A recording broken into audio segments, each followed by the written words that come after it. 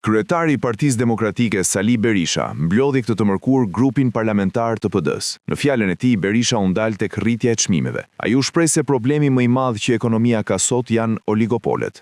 Sot, problemi më madhor i ekonomisë tregut dhe qytetarëve shqiptar janë oligopolet.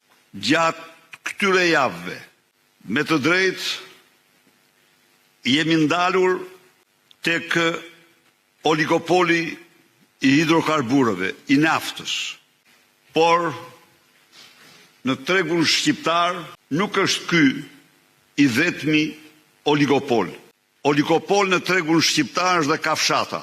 Ndaj oligopoleve, shteti ligjor garanton mbrojtje qytetarit nga abuziviteti potencial i marrëveshjeve të fshehta midis antarëve të oligopoleve.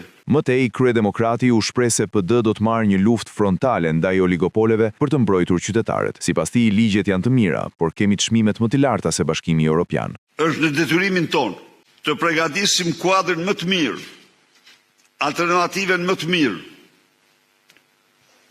kundër veprimtarisë shkatrimtare mbi ekonominë e qytetarëve të oligopoleve. Të ndalemi në çdo hallk, të kalojmë në sit të gjitha faktorët që ndikojnë në këto çmime të tmerrshme. Pse rriten çmimet në Shqipëri si në asnjë vend tjetër?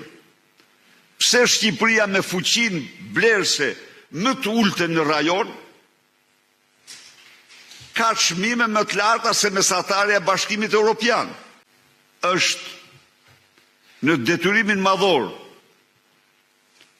të Partisë Demokratike të normal një luftë frontale në mbrojtjen më të vendosur të interesave të qytetarëve. Berisha theksoi se shteti duhet të garantojë biznesin dhe të mbrojë konsumatorin.